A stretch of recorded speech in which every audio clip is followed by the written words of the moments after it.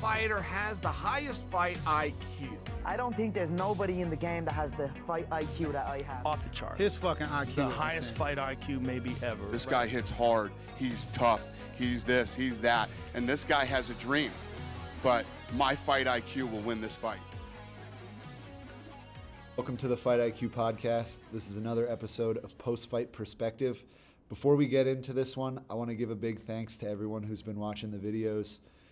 We've really been putting a lot of time and effort into this, and the channel's only going to get better. We have a lot of really fun ideas for videos that we're going to be making soon, so please subscribe if you've been enjoying the videos.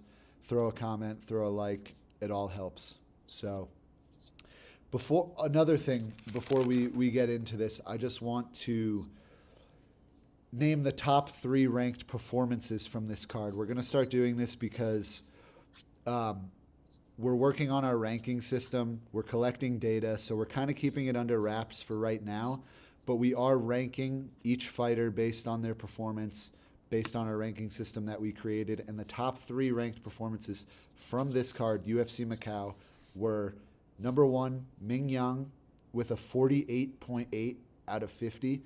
That's the second highest score anyone's gotten since we started the rankings. Number 2, Muslim Salikov with 47.15. These are really high scores, by the way. And then number 3, Fernandes with the win over Wang Cong got her a 41.15. 41.45. So those are our top 3 ranked scores from this card. But that being said, let's get into the first fight from the card. Nicholas Mota versus Maheshate. Really, really good fight to start off the card. It was kind of back and forth. Nicholas Mota was getting the better of the boxing exchanges and was landing more power. The combinations that Mota was landing on Maheshate were clearly doing more damage than the other way around. Although Maheshate was landing some really good like switch knees and jump knees in the beginning. But overall, you know, Nicholas Mota seemed to get the better of most of the exchanges. And I think I know he scored at least 2 knockdowns, but he hurt Maheshate in all 3 rounds, like pretty badly. Mm-hmm. I thought it was a great fight. Mm-hmm. Anything to say about that one, or should we move on to the next one? I really like the potential that Mota has here. I saw a lot of really good things. His footwork was really good. He was really good at cutting off the cage and cornering Maheshate and using his arcing punches to set up, openings for himself. He has some really good blitzes, too, when he's coming in with the boxing. It was very impressive. So I think he's going to be really fun to watch. Yeah, I mean, lightweight division's so deep that you kind of really have to find your skill set and be able to hone that and really make sure that you're emphasizing that as much as possible. And I think Nicholas did a really good job of maintaining that the whole time. Yeah, he did. That left hook is definitely his best weapon. That like leap in left hook, he did a really good job. There were no grappling exchanges here. No one even attempted a takedown or a submission. Mota, they gave him 2 knockdowns. But I could have sworn he got a knockdown in all 3 rounds, but maybe they just didn't score one. Up the card, Xiaonan versus Quang Li. This was another really good fight. I mean, dude, Xiaonan extremely aggressive. Yeah, I mean, 3rd round knockout's always a wonderful option. Really looked good the entire fight though. Yeah, I'm gonna bring up the strike numbers real quick. Yeah, it's pretty close. I mean, not terribly far off. 92 total strikes for Long and 68 for Li. Mm-hmm. I mean, to be honest, like this was kind of one of those where they're relatively even on the feet. Quang Li, I think, was like a little bit cleaner technically. And Xiaonan was just extremely aggressive. So he was landing more power. He was putting more power behind his shots. He was the one pushing the pace. That was the story of the fight for me. That's what got it done for Long, I think. Yeah, Li had some really good boxing entries and combinations, and he was a lot more defensively sound than Xiaolan. he was like just being really aggressive and was willing to get hit in order to land his punches. And I really think that's what ultimately led to the finish. It was a great fight. Yeah. One of those ones where it's like both people, you just hate to see them lose because it's like one's going to go up and then one's going to go down. But I really don't think either of them should lose any stock because it was a great fight. I agree. I thought Quang Lee, like, even though he got finished in round 3 and was kind of on the worst end of the exchanges in terms of damage, I think he did look great. He looked clean in terms of his striking, but maybe his defense he needs to work on just a little bit. Yeah.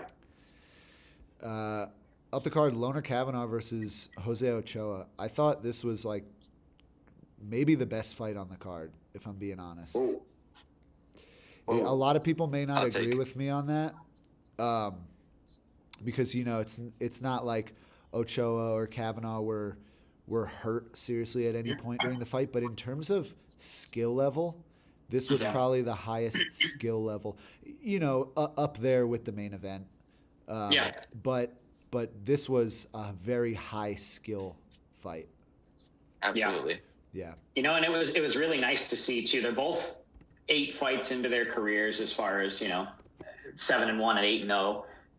But the significant strikes are almost exactly identical. Kavanagh landed 51 versus Ochoa got 50. So, I mean, it was a close fight the entire time through. There was that one moment at the very end of the second round where Ochoa almost got that rear naked choke from the standing back take. Man, it's hard to say. They both looked really good for their experience level, and I think that they're both going to be easily competitive in that division for sure. Yeah, they were both undefeated coming in. Both really, really talented strikers. It was just stylistically, Loner was able to land the better boxing. He has really, really good in and out movement. Yeah. He's got that wide-bladed karate stance, and he uses that kind of bouncy footwork that really seems to work for him. Yeah. Anything else on this one, or should we move up? I mean, Kavanagh looked pretty good. Really good range control. Ochoa was doing a lot of the right things as far as, footwork and fighting from open stance, using a lot of really big kicks to cause damage and all that good stuff. But Kavanagh was making really good reads. He was attacking every time Ochoa would L step.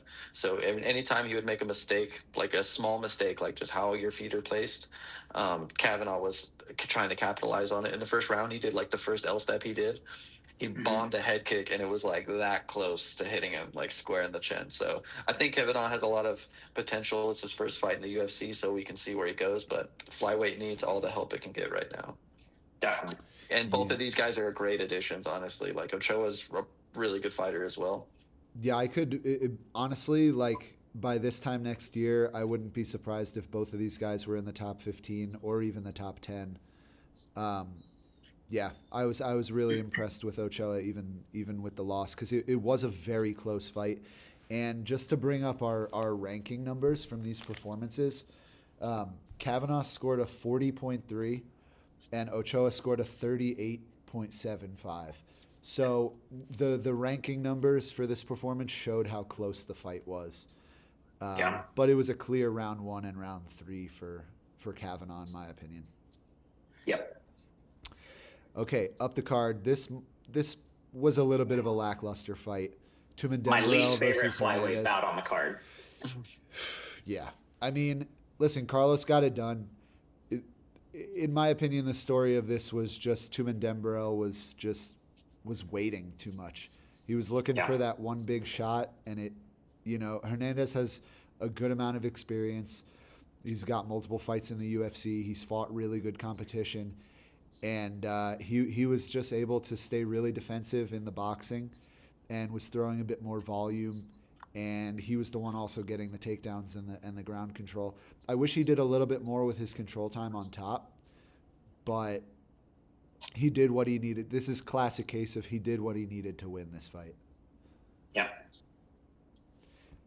Just looking at the numbers just a little bit, it really shows how low volume in terms of strikes this fight was. I mean, 28 total strikes for Tumendembrel, 46 for Hernandez.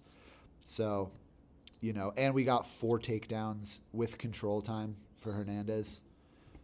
You know, that was the story of the fight. Nothing crazy, but Carlos Hernandez put on a good performance, and he did what he needed to win against a guy who was seemingly dangerous on the feet, just not enough output from him. Man. Next one's one of my favorites. I mean, highlight fight of the. It was really close to being like the most shit fight on the card, and then quickly went to like, holy shit. Is this the greatest? I mean, dude, because there's not that many. No. This is in my top 3 best female knockouts of all time. Might be number 1. I mean, it's pretty close. You have Shevchenko and Jessica I, which was a great one. Home Ronda. You also have Rose. Rose had that one head kick with the lead side against Weili Zhang. Yes, and then she. It's not the same though. That's not the close. No, No, dude. it's not the same.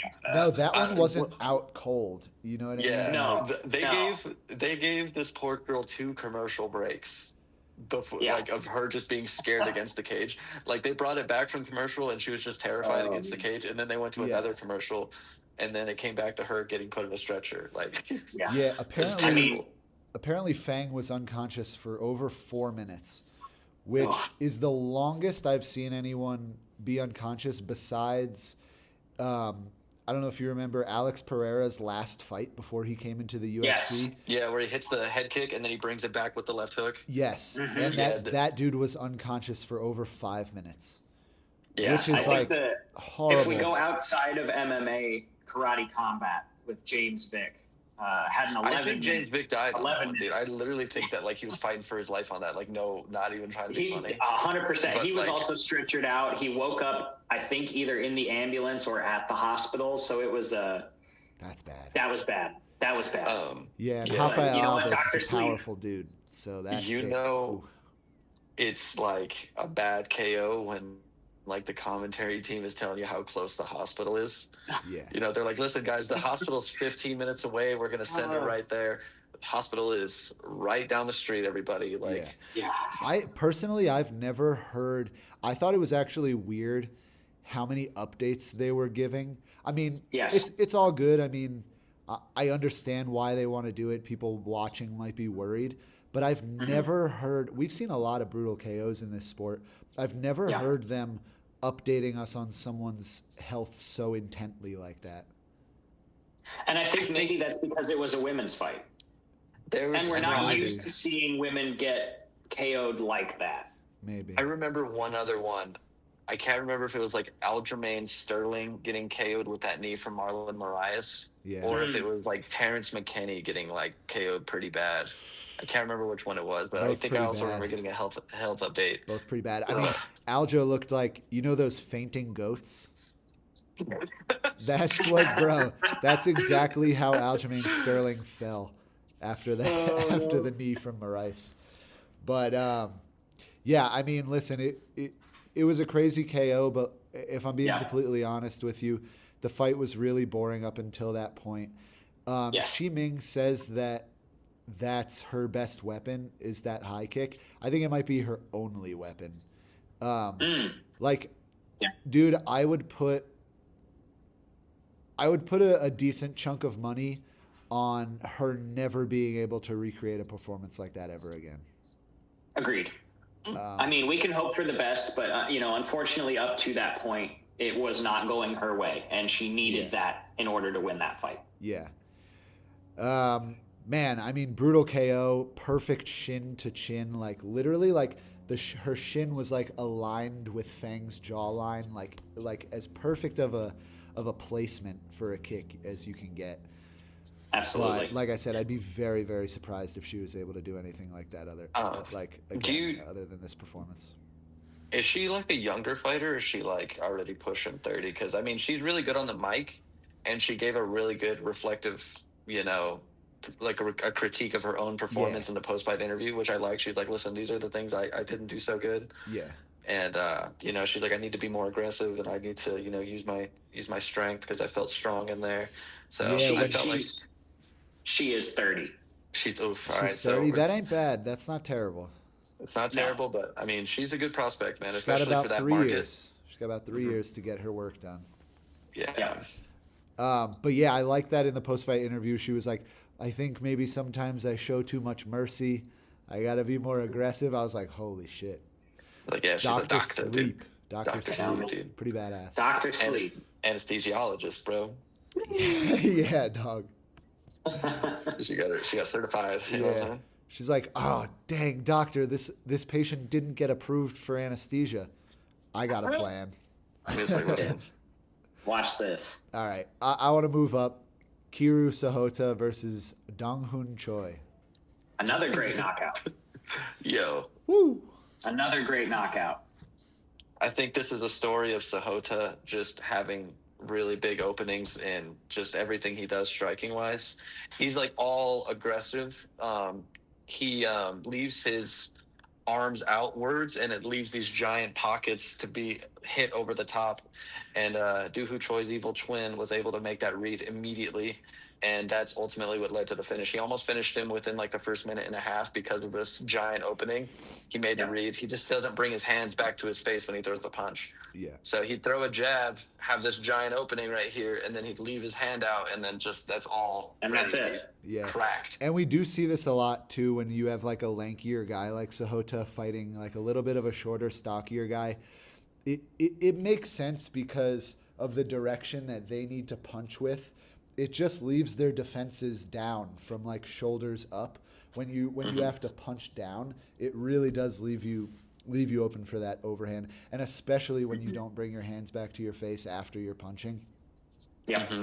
But man, I mean, it is unfortunate, but I just like Indian fighters. You can never there's never gonna be a good Indian fighter. Listen, I hate to say it, and I'm not being like. Listen, I'm not trying to be like offensive. I'm genuinely. It's like. We haven't seen it yet. We haven't seen it yet. We have a heavyweight world champion. I mean, a former heavyweight Arjun Bowler. You know, Arjun Bowler, bro. No, I'm not necessarily saying, but that's the best they got. You know, that's the best they've ever had. Yeah, I mean, there's that one, the Indian chick who like got a win a couple months ago, but again, it's like. But I'm specifically talking about men. And listen, this is like legitimately, there have been studies on strength from amongst different cultures and different nationalities. Scientific with it, and Indian men have been tested to have a similar grip strength to white women, like European women. Damn, Kendra. It just man, it's unfortunate. But it just is the way it is sometimes, you know? Anyway, well... they don't perform very well at the highest level so far. They do not. No. They just need to make some improvements in their fighting game and not have big holes that are able to be exploited, you know? Yes. I guess so. Up the card, another pretty boring fight, but... I missed this one, I'll be honest. I didn't bother. It was just a story of like Gisi was getting taken down and controlled and not able to get up, and then it was like Su Young Yu not doing enough from the top position. Everyone was booing this fight. Damn. And Gisi looked like he's got some talent on the feet. He's like that Kazakh looking. I think he's like Chinese and Kazakh, but he's got that like Kazakh striking style kind of. But he just wasn't able to get it off. Su Young Yu was doing a good job of securing takedowns and then kind of just half guard camping from the top. But I will say, out of any of the debuting fighters from this card, I think Su Young Yu probably has the most potential. He is a strong bantamweight, big strong bantamweight with really, really good ability to get takedowns. I think if he can just get a little bit more aggressive from top, because he also has a really good ability to keep that top position. And I think in this, you know, Gisi is also a good grappler. Like his base is in grappling, but he had the striking advantage in this fight. So I think people were expecting Gisi to be a little bit more successful on the feet, but he's a grappler too. So I think you might have been a little bit worried about losing position because Gisi was doing a really good job defensively on the ground. It was just, you had really strong top pressure and whatever. That was the story. You heard it here first. Somebody to watch. Yeah, I mean, I think he could do well in the bantamweight division. He's strong and he's got a really good grappling game, and his striking didn't look bad either. Yeah. But yeah, just wish we saw a little bit more out of him. All right, for the main card, I mean, what a performance by Mingyang. Wow. What do you guys think about that? Fucking really sick elbow, man. That and another thing too is just staying defensive while he was throwing it, because that left hook was coming, and he slipped, intercepted through the elbow, and had his hand right there to keep himself safe. Yeah. Very nice performance, and it looked like Diaz was there to scrap too. So, great job, and then sealing it with the ground and pound was sick. Yeah. And like I said at the opening of the video, Mingyang scoring a 48.8 out of 50 for this performance.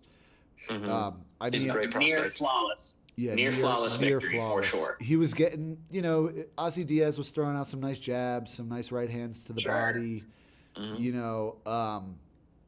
so it wasn't, technically a flawless performance, but that's about as close as you can get. And like you were saying, defensively too on his strikes, looking really, really good as to not get countered. I mean, not much to say. It's just a really, really good, impressive knockout. Yeah, and I mean, to talk about the elbow more, the fight IQ to have that read is really impressive, to be able to understand that you're coming into that kind of, we're both going to probably throw a hook here and let's see who hit first, and then to adjust and make sure that the distance is there, make sure that he was defensively minded. Like, all of that tied into it is just really good to see, and I think it certainly bodes well for his career. Yeah, that's, I think that was his second fight in the UFC. I think he had a Contender Series fight before that, but all of them finishes. He has a 100% knockout rate, I believe. Love it. Yeah, really, really cool to see. I'm excited to do the next matchups video. I'm only going to have a couple guys on there, but Mingyang is one of them for sure. Nice. Next fight, Volkan Oezdemir versus Carlos Ulberg. What did you guys think about this one? I thought it was a great fight. That was a great fight. I like Ulberg. I've always liked Ulberg. It was an unfortunate circumstance. He had that little moment where he was almost going to fight for the title. Or I think he was going to fight Khalil, and then there was that weird thing where 4 different people pulled out, and it ended up being an Anthony Smith fight that nobody cared about. But I mean, man, to go against Oezdemir and look that good and put Oezdemir in danger a couple times. There were moments where I thought it was like, oh shit, we're coming into a finish here. He's getting close, and it never happened, but he's durable. The danger was there the entire fight. And man, does he look strong. Holy shit. Yeah, I mean, it was just this one was just kind of like Ulberg just had a few more tools than Oezdemir in this one. Definitely a couple moments where it looked like Volkan was wobbled. And there were a couple moments where Volkan was landing some good boxing combinations. Yeah, great low kicks. But this one was just Ulberg has more tools on the feet. And he was able to use his footwork. He's got great footwork for a light heavyweight. Circling off whenever Oezdemir would try to pressure him against the fence with strikes, because that's where Oezdemir needed to put him to get this one done.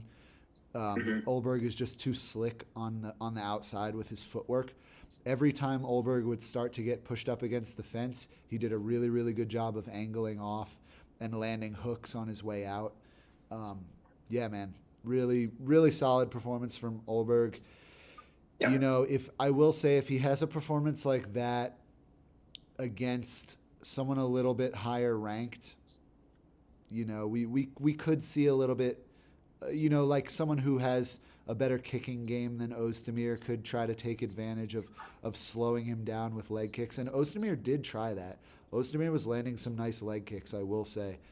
But it's not really his game. I think it's going to take someone with a really, really well-rounded game to beat Ulberg. Like someone who's a threat with the hands, with the feet, and in the takedown realm. I think that's what it's going to take for someone to beat Ulberg. For sure. Yeah. I have like one question though. Like, there was a time when Oezdemir just had to graze your ear and you were getting flatline KO'd.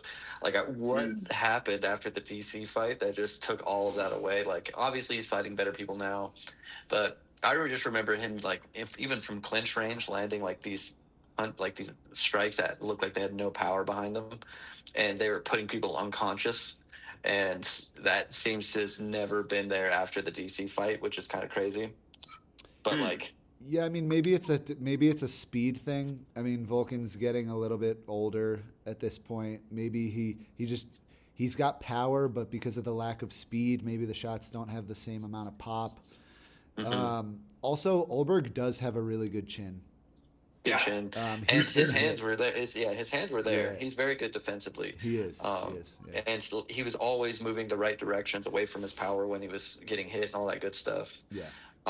He was even confident enough to return in exchanges and all that stuff. Like, he would come back with combinations for his counters, which were really nice. Yeah, he's not afraid to engage. Although he does like use footwork a lot to be evasive, he isn't afraid to engage. And that could have even been just him taking advantage of Oezdemir being really bad at cutting him off. Like, he wasn't cutting him off. He was following him a lot, like just kind of like stumbling forward, plotting. And Carlos was just really able to take advantage of that and land punches on the way out of, circling and all that good stuff. Mm-hmm. Yeah, and I mean, Carlos has got great conditioning too, so it's one of those situations where he can keep up that pace and that footwork for the entire time. And so if you can't catch him now, it's not going to get better later. Got to kick his legs or take him down. Yeah. Yeah, he's gonna need to go up against a strong wrestler. I mean, and there aren't too many of these in the division currently, but like, a strong wrestler who's also a danger on the feet. That's what I'd like to see for Ulberg next. But I want to see Rakic next, bro. Oof, that'd be good. Ulberg versus Rakic. Yeah, that's the one. Rakic is not a bad fight. I would pick Ulberg for that one. Yeah, I want to see. That's a great one. Little bit sad, Wang Cong getting subbed by Gabriella Fernandes. Dude, Wang Cong getting fraud checked, bro. Hard. Dude, imagine a light at the end of the tunnel for a very boring division. Like, imagine if Wang Cong, like, flatlined this girl, got on the mic, acted all weird with the Joker thing, and then just, like, was a really fun prospect for a very boring division. And that's kind of put on hold for right now. Like, she's still good, but at the same time, like, we got to give credit to Fernandez for landing a very nice head kick. And, yeah, man. I mean, and knowing how she needs to win too, like she knew that Cong was going to come out hot in the first round, try to knock her out, try to push her up against the fence, land her kickboxing combinations, which she did in round one, like with pretty good success. But Fernandez was really good at not getting hit with anything super clean. And making her reads for coming into the second round. Hurts her in the second round, locks up the submission right away. And it was deep too, like Cong was not getting out of it. No, and I think that's the thing is after that first round, Fernandez had a little bit more confidence that she was going to be able to weather that striking storm to where she's like, oh, okay, I've kind of seen what you have. I'm not that worried about it either, whether it's avoiding it or just being durable. I think that gave her the confidence to go in there, continue to strike with her, and be able to set that up to get on to the submission, which is, great read. Great read, and the way that she needed to win. It wasn't necessarily going to be a chance for her to win in the striking, but maybe. There was a moment at the end of the first round, if you watch right when the round ends, Wang Cong puts her hands up, and then she puts her head down and shakes her head like she's very disappointed that she didn't get that finish in the first round. Yeah. I made a note of it because it was very pronounced. It was like, whoa, she really looked like almost defeated because she didn't get a finish in the first round, and she overpromised, I feel like. Yes. And, doing the whole coin flip and shit. She comes out in the second round, and you could tell there was a big difference, and she was trying to force things to happen rather than letting it happen organically. And I made this comparison to Ryan before we went live, but I see a lot of same like tendencies that Fernandez has that Yoel Romero also has. As far as being real relaxed and waiting for, you know, their opponent to just leave an opening for them to land a big counter shot, big explosions, you know, big stuff like that. So if you watch, like, they have a lot of the same mannerisms. They float around the exact same way. I just instantly saw it. Like, if you see a silhouette of Yoel Romero and this chick, it's like father-daughter, you know? It's like Interesting. Yeah. I mean, he's got that like lull you into safety kind of thing, and then all of a sudden it's too late. Of Chris boxing from southpaw, you know, and then that big head kick from open stance. It's using the right weapons at the right times, just waiting for the right opportunities, you know. Yeah. And this is a second good performance in a row for Fernandez. I think it was the fight before this one where she fought Judice. I think her name is Carly Judice, but she's actually a talented striker. Unfortunately, she doesn't have much strength or power behind her shots, but technically she's a very good kickboxer. So this is like they gave Fernandez 2 really good kickboxers in a row, and she beat them both. I forget whether she finished Judice or not, but she's proving that she can actually beat high-level competition. And she's strong. She seems to be very, very strong for the division, which is, in the women's divisions, is a huge advantage. Yeah. But yeah, up next. Oh boy. Ooh-wee. Muslim Salikov. Still got it. Dude, the king of Kung Fu, man. Yeah, the Kung Fu Daggy. Got it. Love it. Yeah, so this is like when I'm ranking these fighters based on their performance and I'm kind of giving a score for their performance, we have an option to give an added 1, 2, or 3 points for a finish. That's the type of finish that gets you a +3. Even like a really nice, like really, really nice straight right hand or a round kick to the head, like we saw with Shi Ming earlier in the card, like those will get you a 2. But when you get a knockout like that with a really difficult technique, like one that you don't see people getting knockouts with often, like a perfect spinning hook kick, heel right to the jaw, that gets you a +3. There's just a perfect example of a +3 KO. Yeah, I mean, Song Kenan is a good striker too. You've seen him in there with really good strikers and been able to hurt people at times, like Ian Gary. But man, this was just textbook spinning hook kick right to the jaw. No way of avoiding it. Yeah, I mean, there's not really much else to be said on that. Round 1, so there wasn't too much of a fight other than the KO. Great KO. Yeah. Great performance. We love Muslim Salikov, yeah. Dude. He's a great fun to watch. Yeah. We are some Salikov enjoyers for sure.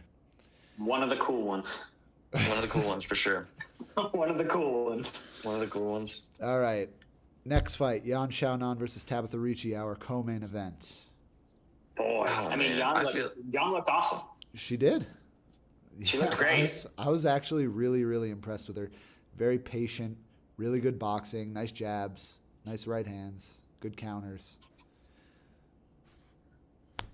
What you gotta say about it, Martin? Dude, I'm tired, man, of like people getting paid to do this and having like performances like that for like on Tabatha Ricci's ends. You know what I'm saying? She just was so far away from all of her attacks that she was attempting to throw, man. It's like, you do this for a living. You're at the top of the division. You're like one of the top 15 in the world. You know, get in there. Get in there and fucking throw. Like, if you're going to get in there and throw hands, go in there and throw hands. You've trained for months for this. You're the co-main event.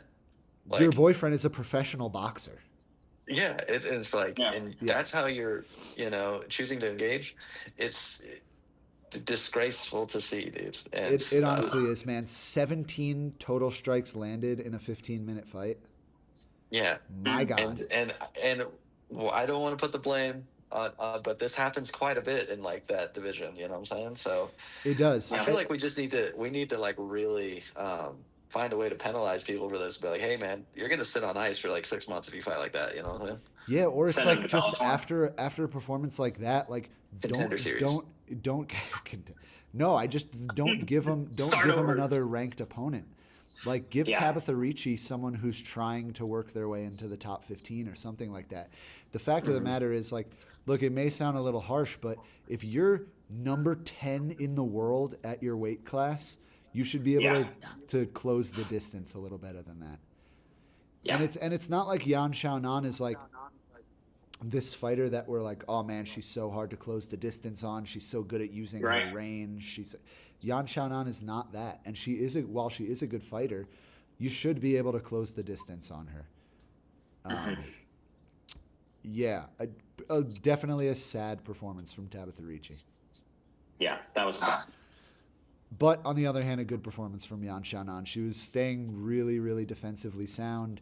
She was popping her jab out there, doing a good job. Honestly, like, she landed 90 total strikes to Tabatha's 17. So Yan had a decent output. But that was the fight. Yeah. Up to the main event. Good fight. Great fight. Good fight. Loved it. Which, Martin, was that a sigh I heard from you there? No. I really enjoyed this one. Yeah. It was, wait. I just hate to see Figgy lose. I hated the matchup in the first. Like, it was a great fight, but the matchup itself, I always thought was pretty stupid. Because I felt like Figgy either should have been fighting Umar for a title shot chance, or straight up fighting for the title, being a former champ. That's and what I getting thought three too. really, really good wins at bantamweight. But I mean, Yan, I'd love to see Yan win. I was tired of seeing him lose, so it's good. Yeah. So Yan gets that, he gets a solid win in Figueiredo, who was very game. Even though he lost all 5 rounds on the judges' scorecards, he was in there, just trying to make something happen. He's a champ for a reason. Yeah, I agree. And listen, like you were saying, like, I don't know why they made this matchup, and I've said this on a few other videos.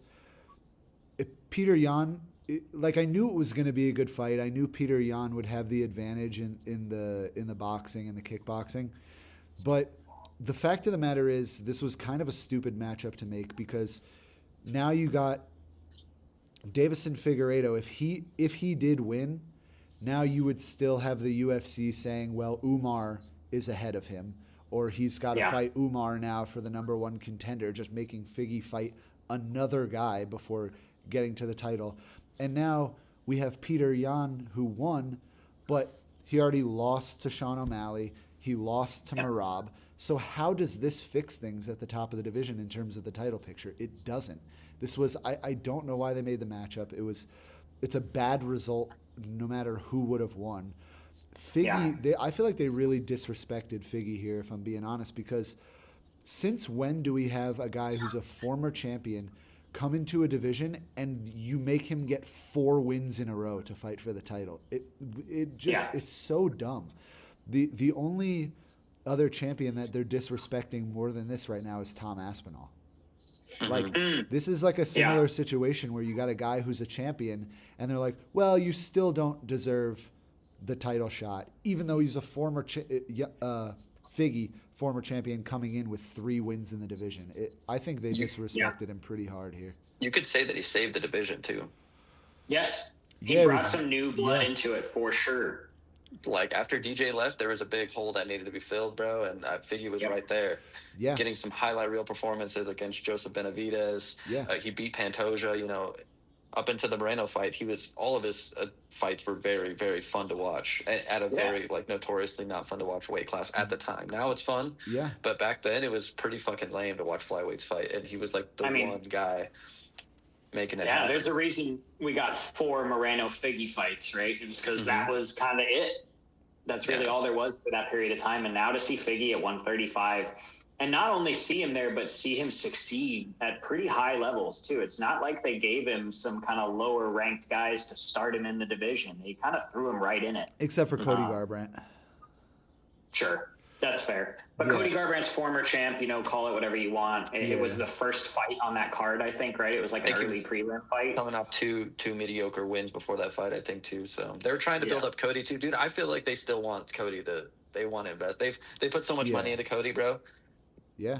They can't let him fail. But yeah, TJ said that he on the Jackson podcast that he knows that the UFC invested $6 million into Cody Garbrandt before their fight in New York City.